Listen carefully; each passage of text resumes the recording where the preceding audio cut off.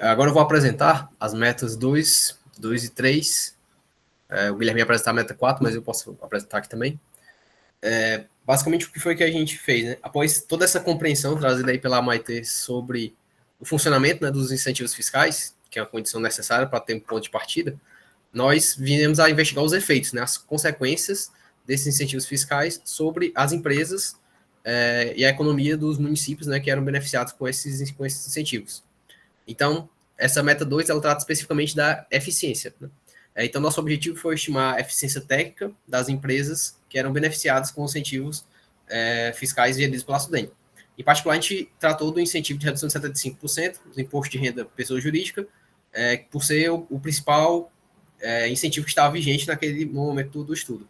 Só rapidamente entender um pouquinho sobre a teoria, né, por trás de incentivos fiscais. Basicamente, a ideia é de que existe uma concentração das empresas ao longo do território. Essa concentração ela se dá em função do que o Krugman chama de externalidades de economias de escala, né? Ou seja, o fato das empresas estarem juntas faz com que seja mais barato para que uma nova empresa entre nesse aglomerado, né? Isso vai fazer com que aquelas regiões que já têm uma densidade, elas se tornem cada vez mais atrativas. Isso vai levar a uma concentração das atividades produtivas, né, dentro da mesma cadeia, em uma determinada região. Isso vai prejudicar, obviamente, as regiões que estão afastadas, né, ou estão distantes desse polo central, né, e aí configurando lá o que o pessoal da CEPOL chamava de centro-periferia, né, ou seja, esse padrão de aglomeração das atividades aí em algumas regiões do território. Então, nesse sentido, como é que atuariam os incentivos fiscais do ponto de vista da teoria econômica? Basicamente, ele ia compensar as empresas por elas abrirem mão dessa economia de escala, ou seja, por ela se instalar numa região que não dispõe dessa economia de aglomeração, então ela seria compensada, digamos assim, pela redução dos impostos, né? E, por outro lado, o incentivo fiscal também vai remunerar a empresa pela externalidade positiva que ela gera. Uma vez que ela se instala em uma determinada região, como descrito anteriormente, ela vai tornar o ambiente de negócio daquela localidade mais atrativo para outras empresas. Portanto, esse ganho extra não é incorporado pelo empresário. Então, dessa maneira, o incentivo fiscal seria uma forma de remunerar essa empresa por essa externalidade que ela está gerando. Mas aí cabe aqui a questão, né? Por que falar em eficiência e incentivos fiscais? Basicamente porque muitas das críticas relacionadas aos incentivos fiscais dizem respeito à eficiência ou à falta de eficiência dos projetos que são apoiados por esse tipo de política, certo? Basicamente, as principais críticas que a gente identificou na literatura são o incentivo a projetos que são antieconômicos, ou seja, de que alguns projetos são artificiais, eles só existem, né, por causa dos incentivos fiscais, o que desestimularia via concorrência projetos que seriam eficientes, né, que funcionariam independente do incentivo. Isso, em última análise, também o sobreinvestimento em capital, ou seja, uma vez que é mais fácil, né, você incentivar por meio da redução de tributos o investimento em capital, acabaria que as empresas prefeririam adotar as combinações, né, de insumos que privilegiassem o capital em detrimento do trabalho. Certo? Então, essas são as principais críticas teóricas na literatura. Por outro lado, a gente tem alguns contra-argumentos com relação a essas críticas, de que, na verdade, os incentivos eles funcionam como uma discriminação de preços no mercado monopolista, ou seja, uma vez que essas regiões que eu chamei de mais desenvolvidas, né, que possuem essas vantagens de ter as economias de escala, elas atuam como uma espécie de monopolista, dado que só elas têm essa vantagem. Né? Então, nesse sentido, eu posso atuar com uma discriminação de preços para poder incentivar que as empresas vão para regiões afastadas desse centro. Né? Ou seja, não seria justo que algumas regiões mais afastadas, que não dispõem dessas vantagens, cobrassem a mesma quantidade de imposto do que uma região que dispõe da plena, né, totalidade desses efeitos, certo? Então, nesse sentido, os incentivos fiscais, na verdade, eles melhorariam a eficiência econômica. Para poder tirar algum insight, né, sobre isso, nós utilizamos aqui o método de análise envoltória dos dados. Esse método nada mais é do que consiste em comparar a quantidade produzida com a quantidade de insumos que é utilizada, né, por uma determinada empresa e ver como é que essa relação insumo-produto se comporta frente às outras empresas. Basicamente isso. Como insumo para a nossa análise envoltória de dados, a gente utilizou a quantidade de vínculos que estava disponível da RAIS e o valor do investimento que é declarado pela empresa quando ela vai pleitear um incentivo fiscal. Como produto, a gente utilizou a variação da massa salarial, claro, não é talvez uma proxy perfeita, né? Mas era o que a gente dispõe no momento, 2 anos depois do início da operação da empresa, né? Do projeto, certo? Então, essa seria uma proxy para produto e aqui seriam os insumos que a gente tinha. A vantagem de utilizar o método DEA, basicamente porque ele faz muito poucas suposições, ele é um método não paramétrico, né, praticamente matemático. Por outro lado, ele não lida muito bem com a presença de ruídos aleatórios e outliers, né? Obviamente a gente tem algumas técnicas, né, que a gente pode aplicar para poder contornar essas limitações, mas o método mais tradicional ele sofre, né, de alguns problemas caso haja outliers, né? Sempre teria que ter uma perda na amostra para poder tratar esse problema. Então, como robustez, nós estimamos essa mesma configuração, só que usando um método diferente que usa hipóteses diferentes, que foi o método de fronteira estocástica, que basicamente ele está bem mais próximo do que seria a nossa econometria tradicional, um método paramétrico, etc., e que ele está, digamos assim, mais paramentado para trabalhar aqui com um ruído estatístico, né? Para separar o que seria a ineficiência do que seria, de fato, um ruído aleatório estatístico. A base de dados que nós trabalhamos foi a base de empresas lá do Sistema de Informações de Benefícios Fiscais, né, da SUDENE, e inicialmente nós trabalhamos com o período de 2011 até 2019, existiam 2.178 pleitos, né, de empresas, e aí nós fizemos alguns filtros aqui na base para poder comportar aquela estratégia que a gente estava tratando, certo? No final, nós ficamos com 333 empresas na nossa base de dados para poder estimar o DEA e a fronteira estocástica. Basicamente, aqui é a nossa estimação, né? Esse tracinho aqui seria a envoltória, a nossa fronteira, certo? Todas as empresas que estão sobre a fronteira seriam as empresas que nós consideramos eficientes, né? Que elas usam o mínimo de insumo e produzem o máximo de produto. E as empresas que estão abaixo dessa linha seriam, então, as empresas que têm algum grau de ineficiência. Basicamente, o que a gente concluiu foi que existem poucas empresas eficientes, ou seja, existem poucas empresas que estão sobre a fronteira, e a maioria delas, né, ela está abaixo da fronteira com um certo grau de diversidade, certo? Então, muitas dessas empresas estão trabalhando de forma subótima, ou seja, que para o mesmo nível de investimento que elas têm, elas poderiam produzir muito mais, se elas adotassem, né, os métodos que adotam as empresas que estão na fronteira. Então, isso é preocupante, mas, por outro lado, é uma oportunidade de ganho, né? Eu consigo, com mudanças técnicas, induzir uma grande melhora no produto a partir de intervenções que não vão demandar mais insumos, necessariamente. Só que essa estimação, que considera todas as empresas juntos, foi vista na apresentação da Rafaela, que ela mostra que a SUDENE atende vários setores, né? A Maide também comentou, e esses setores, intrinsecamente, eles possuem diferentes níveis de eficiência, né? O setor agrícola, por exemplo, é totalmente diferente do setor industrial, então eles têm níveis inerentes de eficiência que são próprios da atividade que eles atuam. Então não seria justo, talvez, a gente fazer essa comparação global, juntando todo mundo na mesma estimação. Então nós fizemos uma estimação separada por setor. Basicamente, ao fazer isso, a gente constata que, basicamente, quando a gente faz isso, a gente constata que há uma queda, né, no nível de eficiência, esse slide aqui, certo? Essa aqui é a eficiência quando eu considero todo mundo junto, a média era 0,77, e quando eu faço a eficiência separada por subgrupo, ela vai para 0,86. E aqui eu tenho o gráfico da densidade, né, mostrando que quando eu faço a estimação por subgrupo, né, a eficiência ela aumenta bastante, tá certo? Então, basicamente, o que mostra é que, na verdade, essa ineficiência que a gente estava observando, boa parte dela se deve à ineficiência dos setores, propriamente dito, não das empresas, certo? Elas são eficientes dentro dos setores em que elas se encaixam. Agora, os setores, quando comparados uns aos outros, não são necessariamente os mais eficientes. E voltando agora para o slide anterior, aqui a gente vê a distribuição da eficiência, né, calculada dentro do território de atuação da SUDENE. E alguns pontos aqui que a gente pode reportar é que, se você vê a linhazinha vermelha, que demarca aqui a região do semiárido, você vê que tem várias linhas pontilhadas, principalmente aqui no interior do Ceará, com empresas que são altamente eficientes. Então, isso é um ponto positivo, né, no sentido de que existem empresas que têm um elevado grau de eficiência na região que é o cenário mais adverso, né, que seria o interior do estado. E aqui algumas regiões específicas, né? Quando eu faço essa análise por setor, né, aqui é a análise agrupada, ou seja, considerando todos os setores, aqui é a análise separada, né? Vocês vão ver que o padrão muda totalmente, né? Quando eu faço essa análise, as empresas estão bem mais próximas aqui do que seria o 1, né, que seria a eficiência. Então, quando elas estão mais próximas aqui, significa que, em termos relativos, comparado com as outras empresas do mesmo setor, eu consigo observar uma eficiência maior. O destaque aqui vai para o setor de indústria de transformação em madeira, e o próprio setor agro e o setor de eletroeletrônica, né? São os setores que têm uma grande proporção das suas empresas próximas da região de eficiência. O nosso análise de robustez, eu não vou descrever aqui a parte econométrica, tá? Mas basicamente o que a gente tira desse experimento de robustez? A gente corrobora os resultados anteriores, a gente vê que existe ineficiência produtiva estatisticamente significante, ou seja, que aquela diferença, né, de score que a gente observou no DEA, de fato se deve à ineficiência. A gente viu que 91% dos desvios com relação à fronteira se devem à ineficiência. Uma vez que o DEA considera todos os desvios como sendo referentes à ineficiência, então isso aqui é um score muito bom para a gente.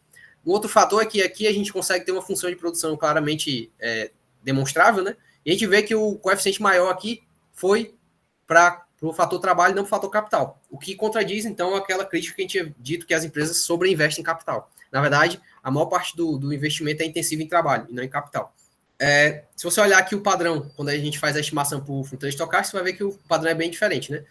O que muda aqui é a quantidade de empresas, porque o método de fronteira estocástica ele é menos exigente aqui em termos de quantidade de observações, né? Então, eu consigo estimar para mais setores. Mas quando a gente vê aqui, a gente destaca por fronteira estocástica aqui o setor de máquinas e equipamentos, setor de eletroeletrônico mais uma vez, certo? Então, em síntese, foi o que nossos resultados desse estudo disseram, que basicamente existe um elevado nível de ineficiência global quando a gente considera todas as empresas. Contanto, essa ineficiência ela se deve principalmente aos tipos de setores que são incentivados, certo? Ou seja, quem sabe repensar os setores, né, seria uma maneira de você elevar a eficiência global da economia.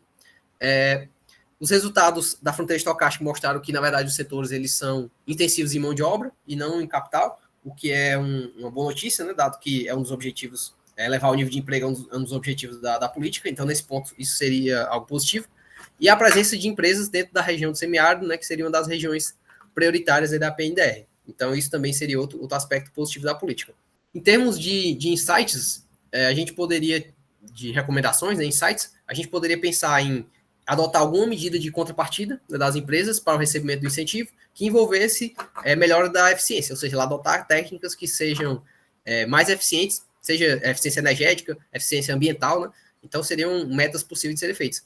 Um outro ponto também seria considerar setores que tenham inserção no comércio internacional, né? Ou pelo menos no comércio nacional, quando a gente pensa aqui em região. Porque essa inserção, ela é já bem reportada na literatura, que ela ajuda, né, estimula as empresas a adotarem as melhores práticas, uma vez que elas estão expostas à concorrência feroz, né, do comércio internacional. Então, isso seriam duas formas tangíveis de você, digamos assim, melhorar a eficiência dessas empresas dentro do arcabouço dos incentivos fiscais. Após a meta 2, né, a meta 3 aqui, a gente vai fazer, finalmente, aqui a análise de que seria a efetividade dos incentivos fiscais conduzidos pela SUDENE, certo? O objetivo dessa meta, então, vai ser fazer uma avaliação de impacto da redução de 75% do imposto de renda da pessoa jurídica, mesmo que a gente trabalhou antes, sobre a contratação de trabalhadores pelas empresas que eram beneficiadas. Uma análise, mais uma vez, a nível de empresa, certo? A pergunta norteadora, então, é saber se esses incentivos eles estariam, de fato, contribuindo para a criação de empregos por essas empresas. Em linhas gerais, aqui é a metodologia, é o método que a gente utilizou, acho que está no próximo slide, mas basicamente a gente usou microdados da RAIS, certo? E a lista de empresas que receberam os incentivos fiscais da SUDENE. A gente fez uma comparação tratado-controle, enquanto os tratados eram as empresas que receberam o incentivo de redução de 75%. O grupo de controle foram empresas que são semelhantes, né, entre vários critérios. A gente considerou empresas que tinham o mesmo porte, que pertenciam a setores que seriam elegíveis e que tinham uma quantidade mínima de funcionários. Né? Basicamente, foram esses filtros que a gente fez para poder encontrar empresas que seriam comparáveis com as empresas da SUDENE, né, que são empresas de maior porte. A amostra final que a gente foi com essa, 476 empresas, das quais 213 receberam e 263 eram do grupo de controle. O método que a gente adotou foi o diferença escalonado, né, desenvolvido pelo Callaway e Santana, que permite que o balanceamento dos grupos, ele contempla aquelas múltiplas entradas, né, porque você tem várias rodadas de tratamento, então você permite que os tratados vão entrando ao longo do tempo. Né? Então essa é a característica do método que se adequa ao que a gente está trabalhando aqui. Indo direto, então, para os efeitos, o que foi que a gente observou? A gente não encontrou efeitos sobre o salário médio praticado pelas empresas e encontrou efeito positivo sobre a quantidade de vínculos. Esse efeito ele foi da ordem de 9,8%, ou seja, quer dizer que as empresas que recebiam incentivos fiscais da SUDENE, de redução de 75% do imposto de renda, elas contratavam, em média, 9,8% a mais do que as empresas do grupo de controle. Quanto a esse ausência de efeito sobre o salário médio, ele é bem relatado na literatura de avaliação de outros instrumentos, como, por exemplo, do FNE. A questão do salário médio, até a gente discutiu na época, provavelmente se deve a questões de equilíbrio geral, né? Ou seja, uma vez que a empresa entra no município, ela aumenta a demanda por trabalho e faz com que o salário médio suba. Só que esse salário médio ele sobe tanto para as empresas do grupo de tratado, como para as empresas do grupo de controle. Portanto, realmente eu não conseguiria ver efeito. Então, no mínimo, a gente pode afirmar que os empregos que estão sendo gerados são em linha com o mercado, né? Estão ofertando salários que estão em linha com o que seriam os esperados, né, pelo mercado. Outros efeitos que a gente consegue observar é que ele teve um efeito para todos os grupos, ou seja, considerando todas as entradas, né, todas as cohortes que entraram no tratamento, que a gente observou, o efeito ele aumenta ao longo do tempo, certo? Inclusive, dependendo da cohorte que a gente observa, esse efeito pode ir para quase 14%. E indica também que um maior número de contratações decorrem do incentivo no quarto ano de recebimento, ou seja, principalmente após os 3 primeiros anos, né, no quarto ano é que a gente vai começar a ver o efeito dos incentivos fiscais. Provavelmente está associado à maturação do projeto, na conclusão e pleno funcionamento desses projetos produtivos. Então, em síntese, a gente pode concluir que o efeito positivo da redução do imposto de renda é positivo, né, sobre a quantidade de empregos das firmas, principalmente durante os primeiros 7 anos de recebimento do incentivo, tá certo? Então, esses seriam aí as principais conclusões dessa análise a nível de empresa, certo? Então, os resultados, eles corroboram as evidências internacionais, ou seja, outros trabalhos que fazem esse tipo de análise, para as empresas beneficiadas. E eles confirmam, então, o efeito positivo da empresa, o efeito positivo que foi encontrado, por exemplo, o Garçom et al., que é o único trabalho na literatura que a gente encontrou, um dos poucos que avaliaram os incentivos fiscais da Sudene antes desse, certo? Então, de fato, a gente tem algum grau de certeza, né? A gente fez vários exercícios de robustez que eu não trouxe, mas de que esse efeito não muda muito pouco, certo? À medida, mesmo mudando os grupos de várias maneiras. Então, é um resultado bastante robusto. Então, aqui basicamente sintetizou o que eu acabei de dizer, certo? A política parece ter tido efeito, isso está em linha com o que seria de esperar, né, dado enquanto instrumento da PNDR, e que ela, de fato, deve contribuir, né, pela lógica que foi tecida aí pela MAIT, para a redução das disparidades regionais no Brasil. A meta 3, a continuação da meta 3, certo? Que é a avaliação de efetividade, na verdade foi um produto extra, né, que não estava no escopo normal do TED, foi inclusive conduzido pelo Marlon, não sei se ele está aí, que inclusive fez a mesma análise, uma análise equivalente à análise que a gente fez, só que em vez de ser a nível de empresa, foi a nível municipal. Então, basicamente, a gente fez a avaliação do imposto de renda, do mesmo incentivo fiscal, só que a nível de município. O grupo de tratamento foram os municípios com empresas beneficiadas pela Sudene, grupos de controle, municípios que não tiveram empresas beneficiadas. É claro que foram feitos aqui alguns filtros que eu não vou detalhar aqui, tá? E o mesmo método que foi adotado anteriormente, com diferenças escalonado de Callaway de Santana 2021. Em síntese, os efeitos foram um aumento de 3,2% na quantidade de empregos, certo? Isso a nível municipal, certo? Então, note que o percentual é maior, mas em escala o impacto é bem superior, certo? E também houve um impacto positivo de 1,2% na renda média, tá? Então, quando você olha a renda do município como todo, você vê um impacto positivo. E quando você olha o efeito dentro da empresa, você não vê impacto, certo? Então, provavelmente está relacionado justamente a essa questão do mercado de trabalho, né? Quando você tem um município, você consegue isolar melhor os efeitos de equilíbrio geral, né? Porque uma vez que os municípios são mais distantes entre si, pode ser que o que afeta o mercado de trabalho em um município não vai afetar outro, tá? O que não necessariamente é verdade com relação às empresas, tá? Então, houve um resultado positivo aqui sobre as duas variáveis que foram testadas.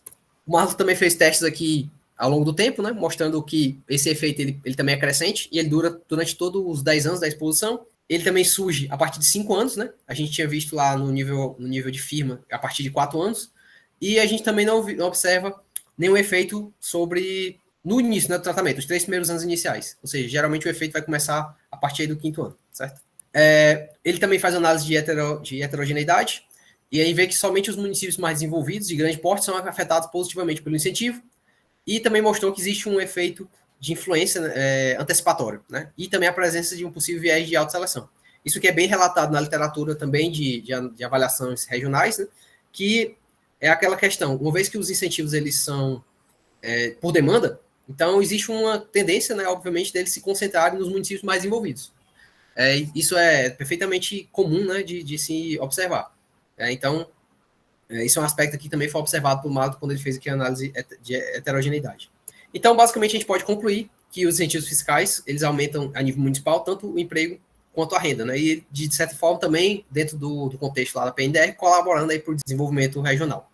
A meta 4, né, que seria aqui apresentada pelo Guilherme, mas eu vou rascunhar aqui para vocês. Basicamente, a gente estava falando aqui em análise de eficácia, e agora a gente vai falar em análise de efetividade. Em termos de política regional, geralmente a gente faz essa divisão, né? Aqui a gente está tentando ver um efeito diretamente sobre a desigualdade, né, de crescimento entre os municípios.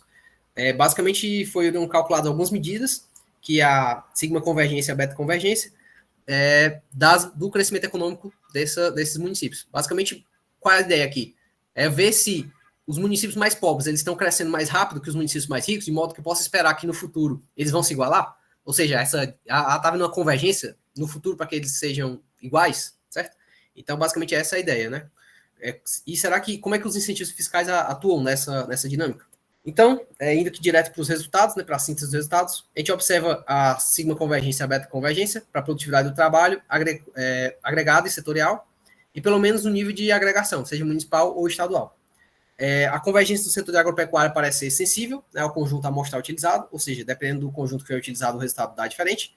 Observa a sigma convergência apenas quando eu utilizo o produto por horas trabalhadas, mas também não observa beta convergência quando eu faço análise restrita em nível estadual. Já o setor de administração pública, observa-se a sigma convergência apenas na estimação do produto por trabalhador em nível estadual. E aí com algumas especificações que ele testou aqui, no caso o modelo aqui de Salimarch em 2000. Ele também observou um efeito positivo aqui do capital humano, né, sobre o capital físico, para poder explicar essa convergência, certo?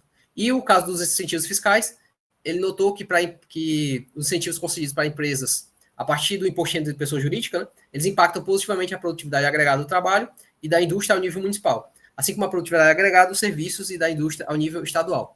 Ou seja, você tem uma colaboração desses incentivos fiscais para essa convergência, ou seja, de modo que o fato, né, de eu incluir esses incentivos como fator explicativo vai fazer com que essa convergência seja mais rápida, ou seja, maior. Então, sintetizando aqui tudo que a gente falou aqui sobre os resultados do TED, a gente pode concluir que esse incentivo que foi estudado, que é de redução de 75%, ele vai colaborar para um maior dinamismo, né, do mercado de trabalho na região, e isso, né, segundo a teoria da mudança que foi descrita, vai levar à redução das desigualdades regionais, certo?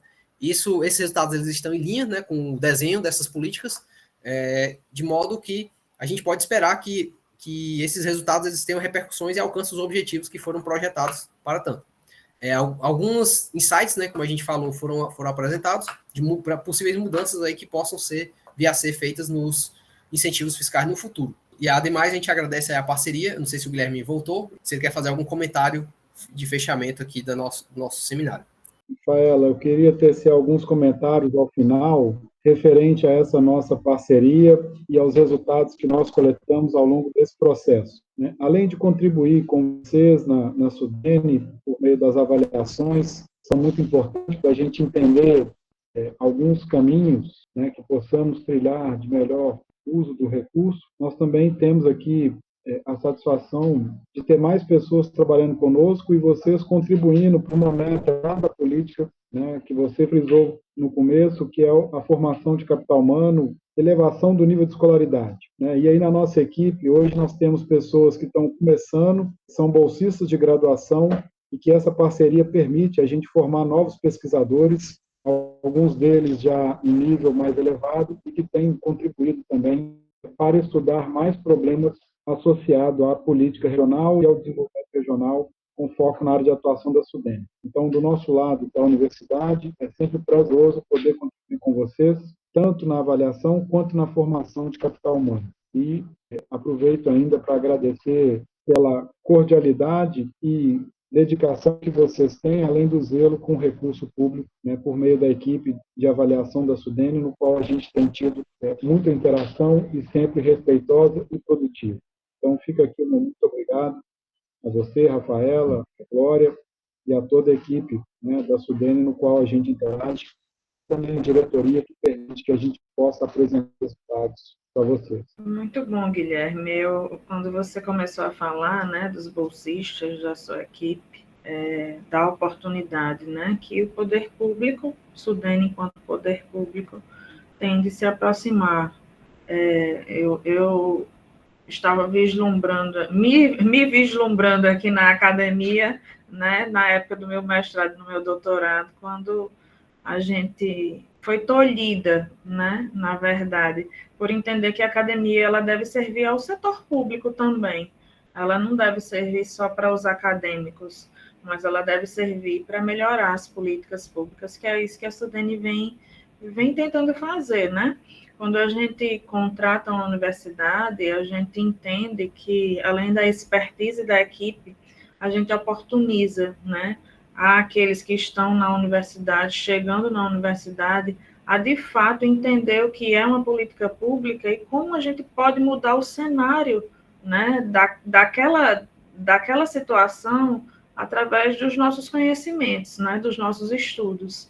Então, quando vocês trazem os resultados, né, é importante dizer que a UFC é um parceiro forte dentro da SUDENE, porque a gente está sempre em comunhão, né, com os objetivos, a equipe da COAI, que é liderada por Glória, eu vi que Gabriela está aí também, tem Miguel, teve Marina também, uma época Tássia, então, assim, Mamauri agora também, Diana, entre outros, né, que fazem parte, que compõem a nossa equipe, e a gente aproxima, né, essa linha da parte de pesquisa acadêmica, de avaliação de política pública, com a utilização desses instrumentos para melhorar de fato, ou melhor, transformar de fato o cenário, né, de um Nordeste, eu falo de um Nordeste de maneira especial, mas a gente não pode esquecer os outros estados como um todo. E quando vocês trazem as considerações, as sugestões de melhoria, né, eu posso chamar assim,